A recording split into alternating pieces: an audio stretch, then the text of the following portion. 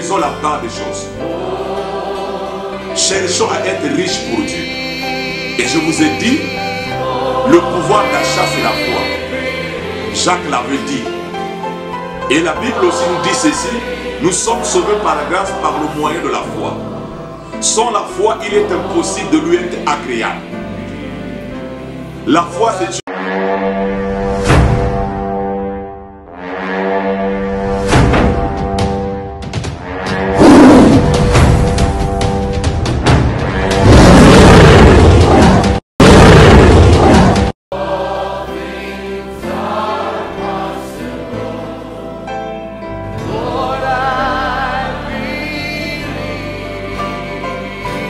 de lumière vous bénisse de toutes les bénédictions rédemptrices. Que Jéhovah le Père de lumière vous accorde la grâce d'écouter cet enseignement que nous allons débuter aujourd'hui. Nous allons donner un enseignement biblique parce que nous savons très bien que les sceaux, c'est la révélation de toute la parole. Et comme les sceaux, c'est la révélation de toute la parole, nous avons la révélation de toute la Bible. Donc, je vais donner un enseignement. Je crois bien que ça va nous aider dans notre vie quotidienne et dans notre marche spirituelle. Et veuillez nous excuser un peu pour le retard, parce que mes amis, les techniciens sont venus un peu en retard. Et moi, j'aime l'ordre, j'étais déjà là, déjà prêt. Que Dieu vous bénisse et mon âme vous bénit. Alors, nous allons prendre la Bible, Luc, le chapitre 12, le verset 16. Il leur dit cette parabole. Les terres d'un homme riche avaient beaucoup rapporté. Et il raisonnait en lui-même, disant, que ferai-je? Car je n'ai pas de place pour serrer ma récolte. Voici, dit-il, ce que je ferai, j'abattrai mes greniers. J'en bâtirai de plus grands. J'y amasserai toute ma récolte et tous mes biens. Et je dirai à mon âme, tu as beaucoup de biens en réserve pour plusieurs années. Repose-toi, mange, bois, réjouis-toi. Mais Dieu lui dit, insensé, cette nuit même ton âme te sera redemandée.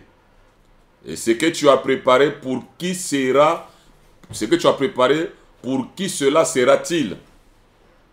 Il en est ainsi de celui qui amasse des trésors pour lui-même et qui n'est pas riche pour Dieu. C'est là où nous avons tiré notre leçon. Il en est ainsi de celui qui amasse des trésors pour lui-même et qui n'est pas riche pour Dieu. Le thème de ce matin, je l'ai intitulé « Riche pour Dieu ». Ma typologie et ma théologie. La Bible dit « Le naturel est le type du spirituel ». Pour comprendre le spirituel, il faut d'abord comprendre ou saisir le naturel. Un riche dans le naturel, je crois bien que nous tous, aucun homme sur cette terre veut être ou veut rester pauvre. Tout homme qui est sur la terre veut être riche. Il veut avoir les biens de ce monde, il veut vraiment être riche. Il n'y a pas quelqu'un qui va dire non, moi je veux pour moi rester pauvre. Je veux vivre malheureux, non. Tout homme qui est sur la terre veut être riche. Et ce n'est pas aussi un péché d'être riche. Mais j'aimerais ajouter un élément, riche pour Dieu. Dans le naturel, le riche de ce monde, c'est quelqu'un qui n'est pas limité. Un riche de ce monde est né comme tout autre homme. Il dort comme tout autre homme. Il se réveille comme tout autre homme. Il mange comme tout autre homme. Mais ce riche-là de ce monde a des privilèges que tout homme n'a pas. Un riche de ce monde a les privilèges que les autres n'ont pas. Le riche de ce monde peut acheter ce qu'il veut. Parce qu'un riche de ce monde, il n'est pas limité. Il peut décider aujourd'hui de voyager n'importe où. Il peut acheter un jet privé. Il peut aussi acheter tout un quartier. Pourquoi? Parce qu'il est riche. Un riche de ce monde n'est pas limité. Mais nous remarquons que les hommes, d'autres hommes sur cette terre sont limités.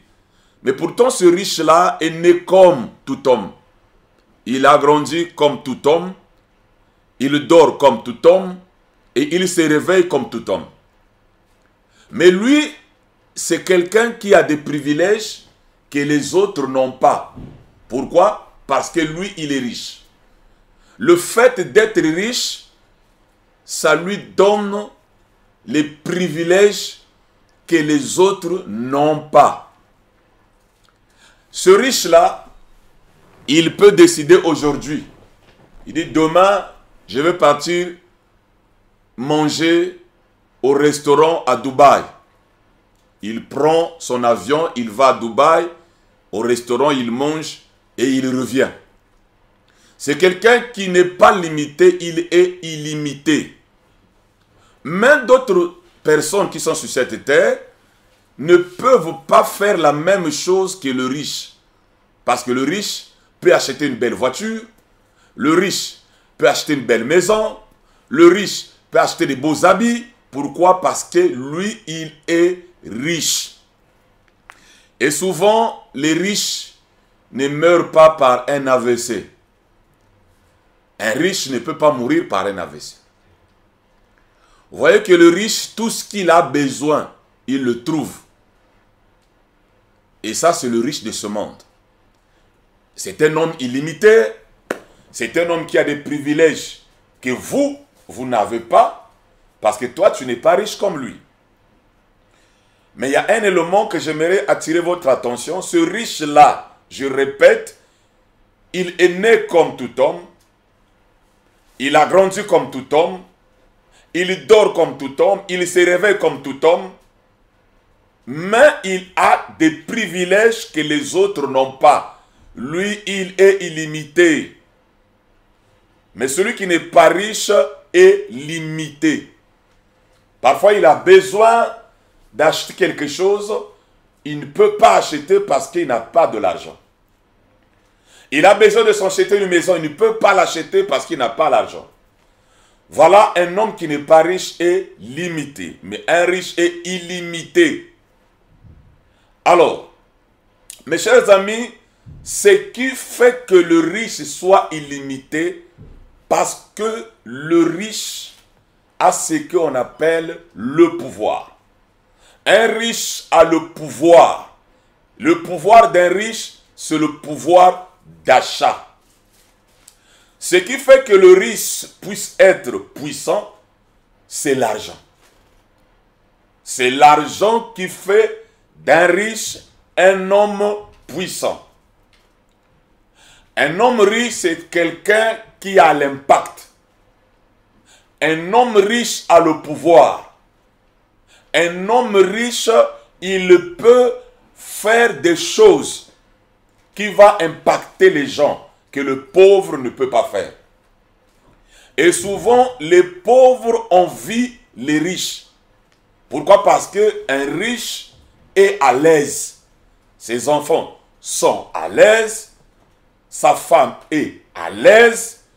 Ils peuvent acheter ce qu'ils veulent parce qu'ils ont de l'argent. Et la parole d'un riche domine. La parole d'un pauvre n'a pas d'effet. Le riche a un pouvoir. Son pouvoir, c'est de l'argent. Donc, plus que tu as beaucoup d'argent, plus que tu as beaucoup de pouvoir. Le pouvoir d'un riche, c'est la monnaie. C'est le pouvoir d'achat qui fait que cet homme-là puisse être au-dessus des autres. Un riche peut être salué par un président. Un riche, il peut être salué par n'importe qui. Quand nous prenons les riches de ce monde, ils ont la facilité de rencontrer n'importe quel président parce qu'il est riche. Donc, mes chers amis, ici, je pense bien que nous tous, nous voulons être riches sur cette terre, mais nous parlons ici riches pour Dieu. Et je vous prends d'abord le naturel pour vous montrer qu'un homme riche est illimité, un homme riche a le pouvoir, et son pouvoir, c'est la monnaie, c'est l'argent. Un homme qui n'a pas d'argent n'a pas le pouvoir, et sa parole ne domine pas. Mais un riche, sa parole domine, il a le pouvoir parce qu'il a de l'argent. Il a le pouvoir d'achat. Il peut acheter ce qu'il veut. Et nous allons voir maintenant ce pouvoir d'achat. L'argent avec le riche pour Dieu. Le riche pour Dieu aussi, il doit avoir quelque chose qui doit lui donner le pouvoir d'achat. Parce qu'un riche en Dieu, lui aussi, il doit aussi avoir le pouvoir d'achat. Et le pouvoir d'achat d'un riche spirituel, c'est la foi. La Bible dit ceci, la foi c'est une subsistance des choses qu'on espère, une démonstration de celles qu'on ne voit pas. Donc quand quelqu'un est riche pour Dieu, c'est quelqu'un qui a la foi. Je me souviens quand Jésus avait fait un miracle, les disciples avaient dit à Jésus, « Maître, augmente-nous notre foi. » Donc quand tu as une petite foi, cela veut dire tu n'as pas assez de pouvoir. Tu n'as pas le pouvoir d'achat. Ici nous parlons de ce riche pour Dieu. Il doit aussi avoir un pouvoir d'achat. Si tu as une grande foi, cela veut dire tu es riche. Comme disent les Camerounais, tu es sauvagement riche. Parce que Dieu vous récompense par rapport à votre foi. Dieu ne vous récompense pas par rapport à vos prières. Dieu ne vous récompense pas par rapport à vos jeûnes. Mais Dieu vous récompense par rapport à votre foi. Donc le riche de ce monde a le pouvoir d'achat. Il a le pouvoir d'achat, l'argent. Le riche spirituel aussi, il doit avoir un pouvoir d'achat. Et le pouvoir d'achat d'un riche spirituel, le riche pour Dieu, c'est la foi. Et la Bible dit, sans la foi, il est impossible d'être agréable à Dieu. Et chaque action s'effectue, ou chaque action de Dieu s'effectue par la foi. Alors nous allons lire ensemble avec vous pour vous parler de la richesse pour Dieu. Je prends Jacques le chapitre 2, le verset 5. Jacques 2, verset 5. La Bible dit, « Écoutez mes frères bien-aimés, Dieu n'a-t-il pas choisi les pauvres aux yeux du monde pour qu'ils soient riches en la foi et héritiers du royaume qu'il a promis à ceux qui l'aiment. » Donc ici, Jacques parlait des riches dans les assemblées, des gens qui venaient écouter la parole de Dieu, qui étaient riches avec la monnaie, avec de l'argent. Et il dit encore que Dieu n'a-t-il pas choisi les pauvres aux yeux du monde pour qu'il soit riche en la foi et héritier du royaume qu'il a promis à ceux qui l'aiment. Donc, avoir aussi la foi, c'est une richesse. Et c'est cette richesse que le frère Bateta est en train d'enseigner. Riche pour Dieu. Donc, il y a la richesse de ce monde et le pouvoir d'achat, c'est la monnaie, c'est l'argent. Et il y a aussi la richesse spirituelle. Et cette richesse-là, son pouvoir d'achat, c'est la foi. La Bible dit, tout est possible à celui qui croit. Tout est possible à celui qui croit. Donc, quand quelqu'un a une grande foi, il est riche pour Dieu. Et cet homme-là, rien ne peut le manquer, comme le riche de ce monde qui a beaucoup d'argent, rien ne peut le manquer.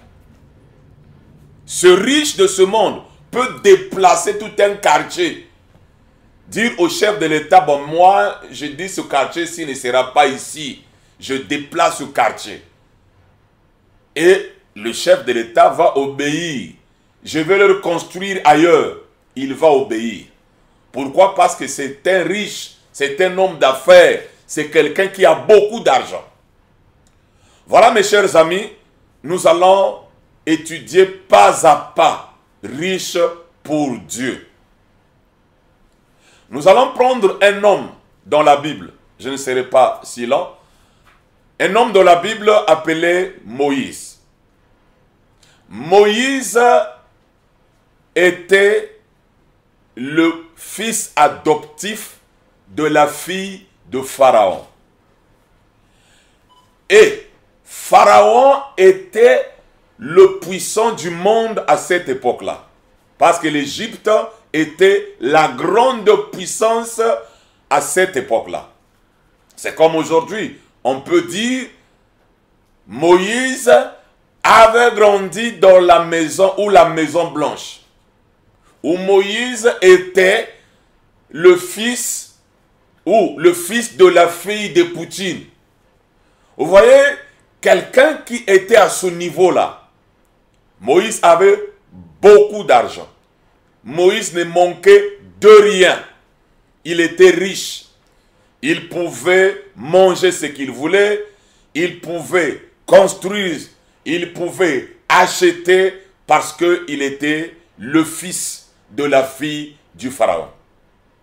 Moïse avait goûté tous les biens de ce monde.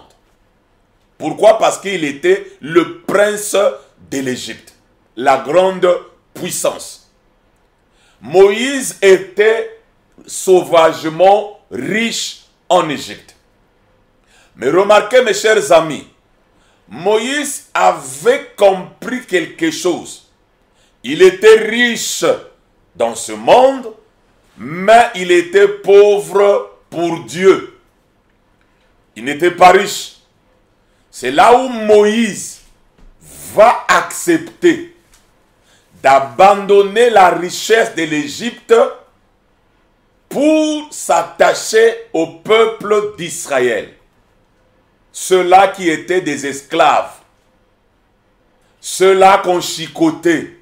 Moïse a préféré d'abandonner la jouissance du monde, la richesse du monde, pour se tourner vers le peuple d'Israël, parce que Moïse avait trouvé que le propre de Christ était plus que le pouvoir ou la richesse de l'Égypte.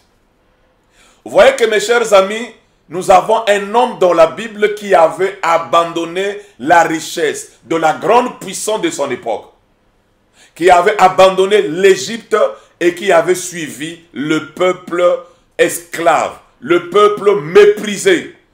Parce que Moïse avait compris qu'il pouvait rester en Égypte et mourir. Et un jour, il allait se retrouver peut-être en prison ou en enfer avec les biens de l'Égypte. Alors cet homme de Moïse va abandonner la richesse et cet homme de Moïse va recevoir la richesse de Dieu. Donc Moïse était maintenant riche pour Dieu. Riche dans la richesse divine. Je vais m'expliquer. Moïse qui avait fui l'Égypte, il rencontra la colonne de feu. Et la colonne de feu va lui parler. Et Moïse avait un bâton. Le bâton de Moïse pouvait se transformer en serpent.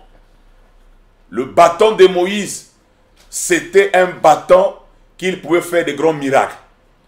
Et ce même Moïse va prendre ce bâton. Il va repartir en Égypte. Moïse était riche pour Dieu. Moïse a appliqué la foi. Moïse est parti avec la richesse de Dieu. La richesse de la foi. Et Moïse avait délivré les enfants d'Israël quand il était rentré en Égypte. Avec la richesse divine, ce Moïse-là pouvait faire des prodiges et des miracles en Égypte parce qu'il était riche pour Dieu. Voilà, là nous avons un homme qui avait la richesse de ce monde, qu'il avait abandonné au profit de la richesse de Dieu. La foi. Mes chers amis, le même Moïse là qui avait abandonné l'Égypte, qui était riche pour Dieu, après sa mort, dans Matthieu 17, on va voir Moïse sur la montagne de la transfiguration avec Élie et Jésus. Quand quelqu'un est riche pour Dieu, tu peux mourir dans la chair, mais ton âme ne mourra point. Parce que Moïse, étant riche pour Dieu, on l'avait enterré dans le désert. Mais mes chers amis, quand Jésus était venu dans Matthieu 17, nous retrouvons le même Moïse. Pourquoi? Parce que lui, il avait abandonné la richesse de ce monde pour être riche pour Dieu. Et Pharaon, on ne l'avait pas vu sur la montagne de la transfiguration.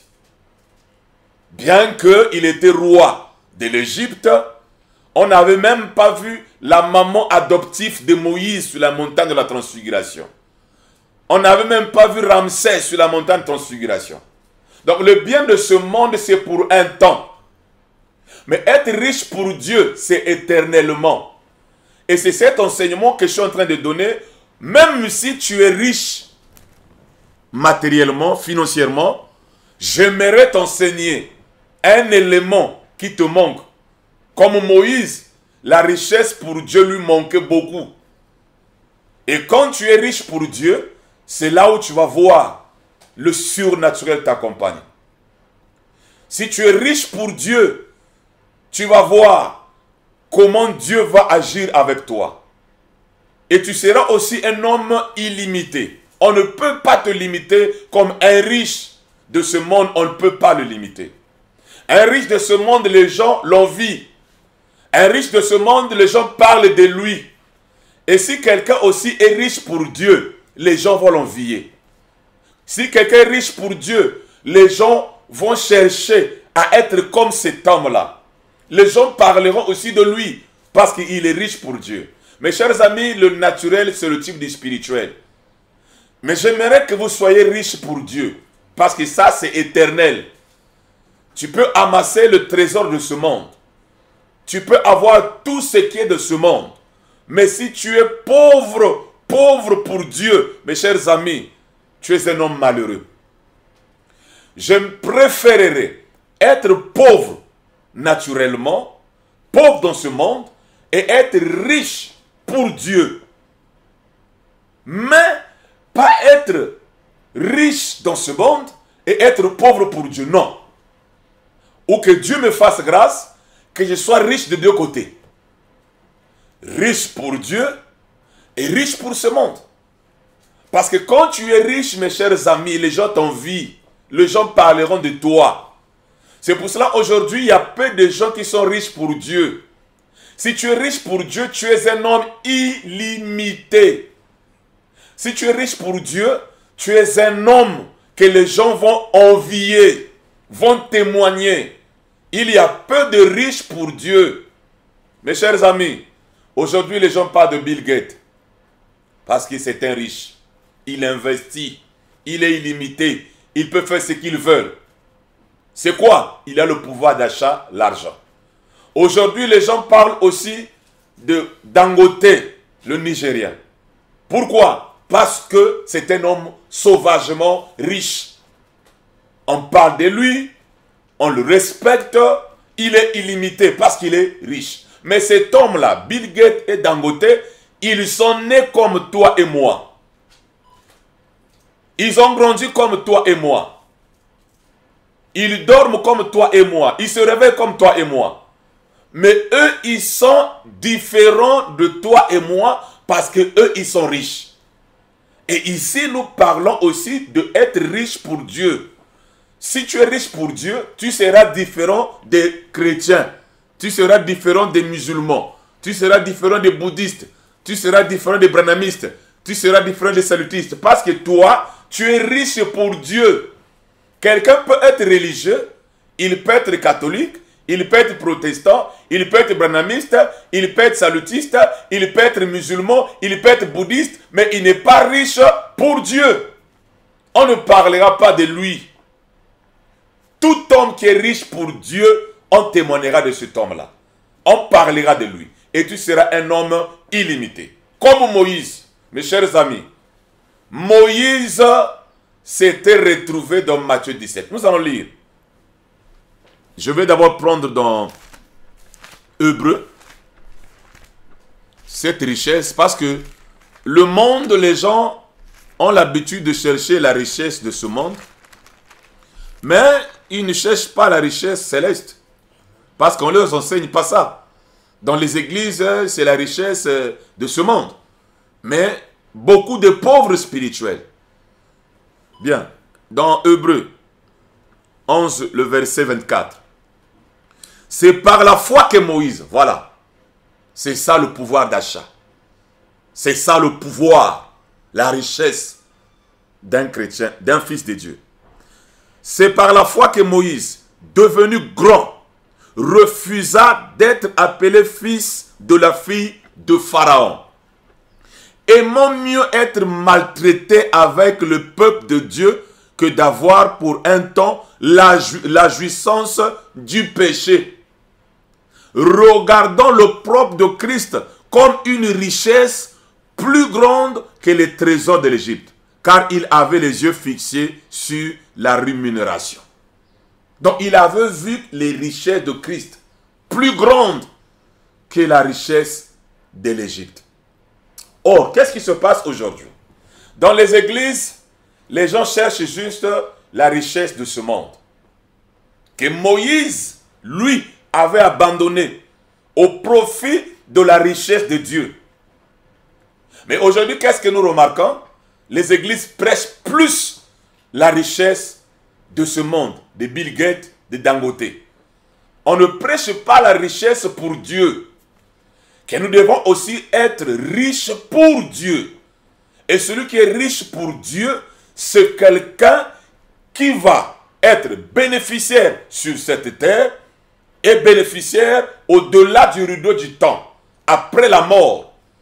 Et si Moïse avait juste joui de la richesse de l'Égypte, il n'allait pas se retrouver dans Matthieu, le chapitre 17.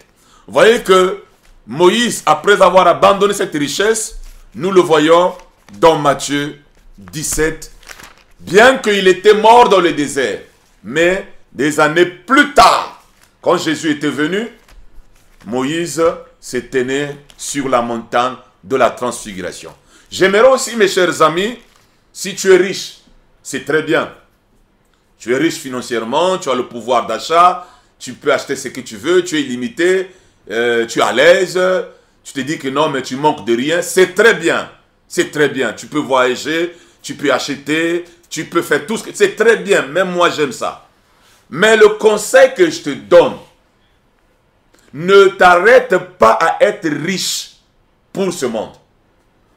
Mais il faut être riche pour Dieu. Voilà, je prends Matthieu 17 parce que la Bible nous parle d'un riche aussi qui s'était retrouvé en enfer. Nous allons lire ça. Nous prenons d'abord Matthieu. Matthieu 17. J'aimerais que ceci soit bien saisi parce que c'est une leçon que nous allons donner et qui va nous aider. Matthieu 17, le verset 1. 6 jours après, Jésus prit avec lui Pierre, Jacques et Jean, son frère, et il les conduisit à l'écart sur une haute montagne. Il fut transfiguré devant eux. Son visage resplendit comme le soleil et ses vêtements devinrent blancs comme la lumière. Et voici Moïse et Élie leur apparurent s'entretenant avec lui. Le Moïse qui était mort dans le désert. Le même Moïse va encore se retrouver sur la montagne de la transfiguration dans Matthieu 17, s'entretenant avec Jésus.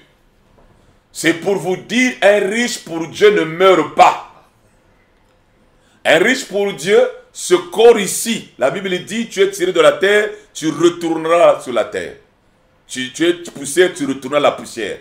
Mais l'homme intérieur, l'âme de la personne qui est riche pour Dieu ne mourra point.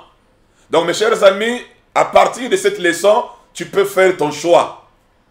Si tu veux être riche juste pour ce monde, et puis on ne va plus parler de toi, comme Pharaon, comme la fille de Pharaon, mais si tu veux être riche pour Dieu, voilà, prends l'exemple de Moïse, qui avait abandonné la richesse de ce monde pour la richesse de Dieu.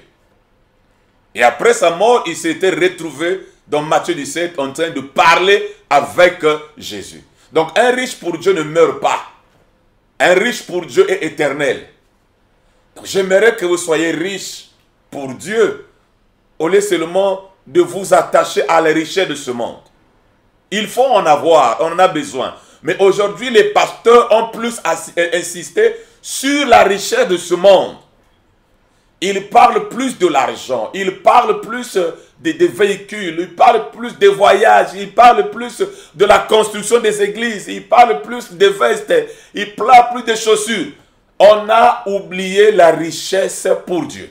Or, Moïse avait tout abandonné. Tout ce que les pasteurs prêchent là, pensons que c'est ça Dieu. Moïse les avait tout abandonné en Égypte. Il avait tout abandonné au profit de la richesse pour Dieu. Donc mes chers amis, on doit bien regarder, vérifier si réellement on est riche pour Dieu. Est-ce que tu as la foi? Si tu as la foi, c'est que tu as le pouvoir d'achat. Si tu as la foi, cela veut dire tu as le pouvoir d'achat. Et tu peux faire ce que tu veux.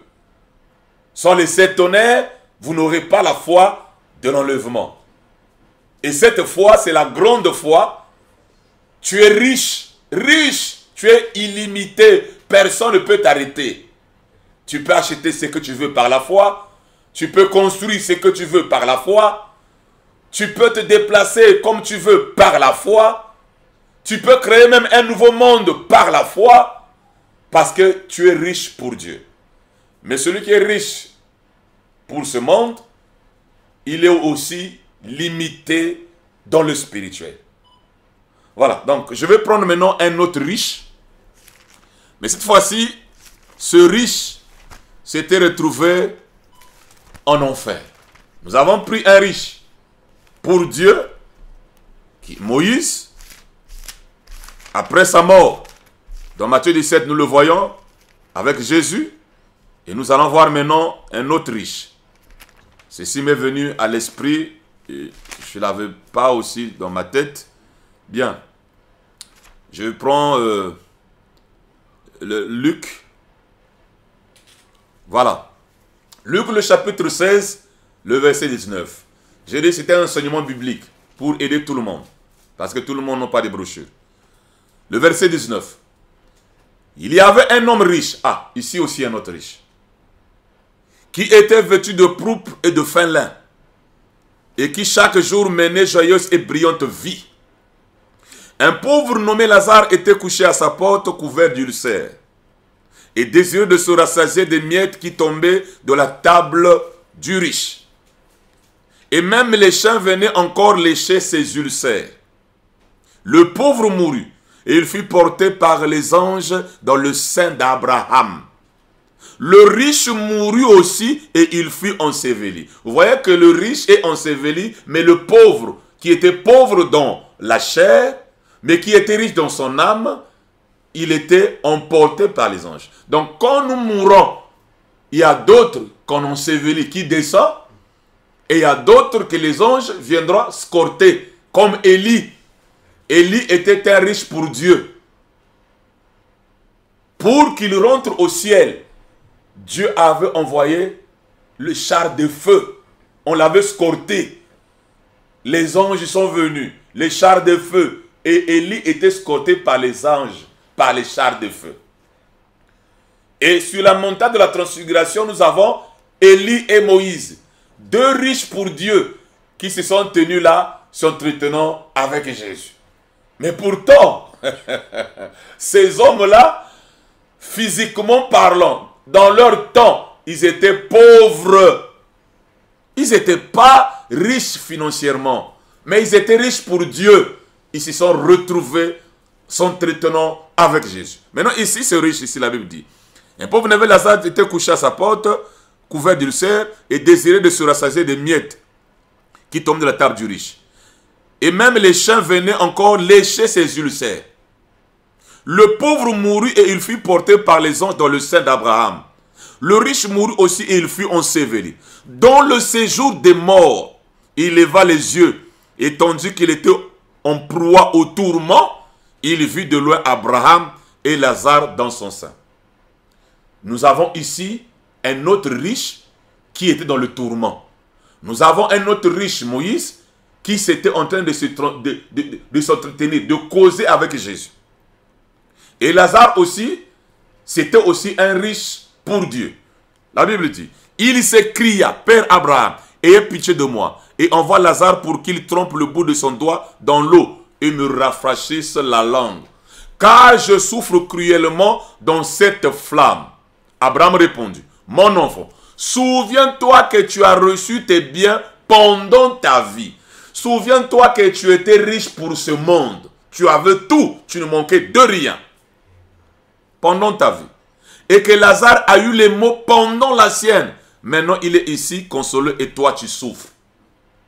Vous voyez que ce riche ici se retrouve en enfer, au tourment, en prison, en train de crier, en train de se lamenter. Et Dieu lui a rappelé qu'il avait ses biens sur la terre. Donc, ce n'est pas mauvais d'avoir ses biens sur la terre. Est-ce que tu es riche pour Dieu? C'est ça le grand problème. Est-ce que tu es riche pour Dieu? Voilà. Et Lazare était consolé et lui, il était dans le tourment. Alors, nous allons terminer en disant ceci. La parabole que nous avons lue, c'est Jésus qui l'avait donnée. Et cette parabole, j'aime cette parabole parce que c'est très capital pour la vie des riches de ce monde. J'aime beaucoup cette parabole. Ici, Jésus parle d'un homme qui était riche de ce monde. Il avait sa récolte. Et il est en train de se glorifier. Il disait, bon, mais j'ai tout ceci, et je ne manque de rien. Vraiment, mon âme repose toi parce que tu as tout. Donc cet homme était riche dans la chair, mais il n'était pas riche dans son âme. C'est ici que je vais terminer. Cet homme était riche dans la chair, mais n'était pas riche dans son âme. Je vais m'expliquer. La monnaie, l'argent fera du bien à ton corps. Tu vas voyager, c'est le corps qui voyage. Tu vas dormir, c'est ton corps aussi qui dort. Tu vas manger, c'est ton corps aussi qui mange. Tu vas rouler dans une belle voiture, c'est ce corps ici qui sera véhiculé. Et la Bible dit ceci. La chair et le sang n'hériteront point le royaume des cieux. Tu es tiré de la terre, tu retourneras à la terre. Donc, l'argent qu'on vient ramasser dans ce monde, le bien de ce monde, c'est pour faire du bien à la chair. Et la chair, là, n'ira pas au ciel. Je vais prendre l'exemple. Tu peux construire une belle maison. Tu peux avoir de belles voitures. Tu peux avoir, je ne sais quoi à manger. Mais le jour que tu vas mourir, on ne va pas t'enterrer avec tous ces biens-là. Non, on ne t'enterre pas avec ça. Et là où on va t'enterrer, c'est un petit truc qu'on va creuser. Et on te met à l'intérieur. Ah, celui-ci, c'est celui-ci qui avait une jet privée, qui dort ici, là. Celui-ci, c'est celui-ci qui commandait ce monde. Il est parti. Tu n'iras pas avec ton argent. C'est pour cela que Job avait dit, après les épreuves, je suis venu nu dans ce monde, je retournerai nu.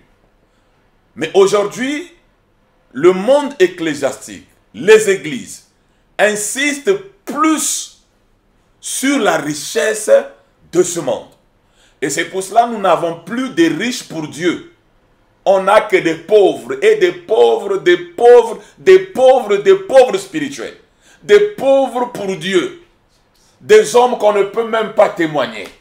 Des hommes qu'on ne peut pas envier. Il va à l'église, on ne peut pas l'envier parce qu'il n'est pas riche.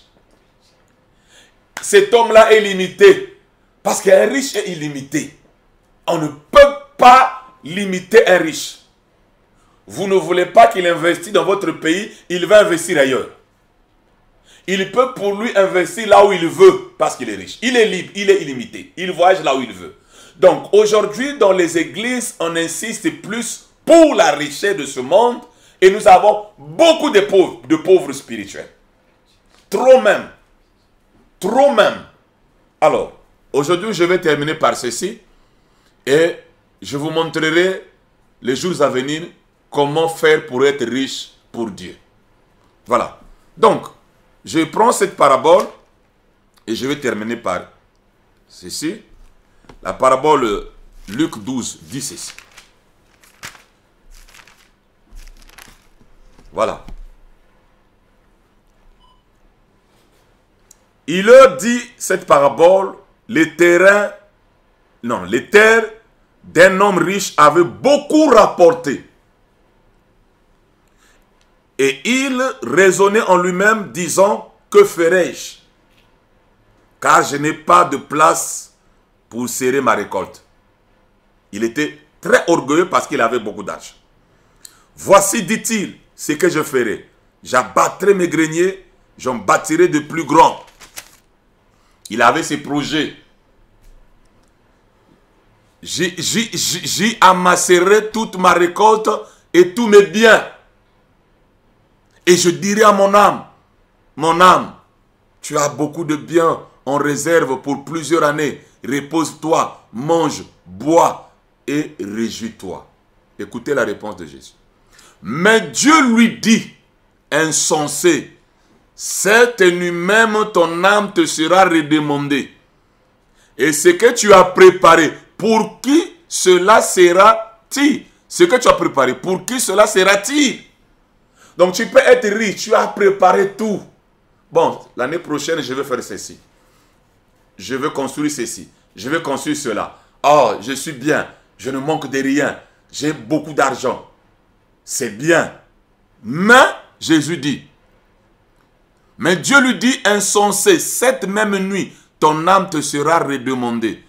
Et ce que tu as préparé, pour qui cela sera-t-il? Il en est ainsi de celui qui amasse des trésors pour lui-même et qui n'est pas riche pour Dieu. Donc ici, cette parabole, Jésus voulait nous dire ceci. Si vous êtes riche pour ce monde, cherchez aussi à être riche pour Dieu.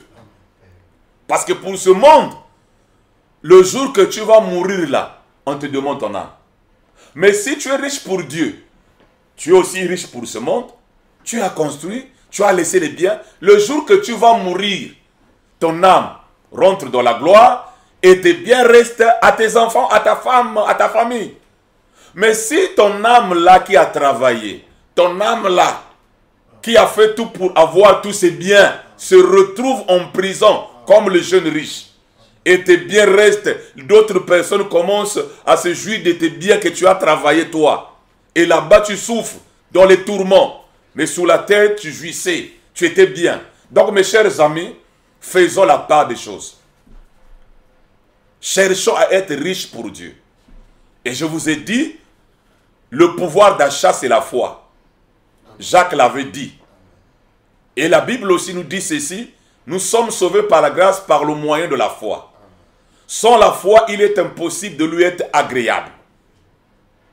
La foi, c'est une subsistance des choses qu'on espère, une démonstration de celles qu'on ne voit pas. Chaque action de Dieu s'effectue par la foi. Et il est encore dit ceci.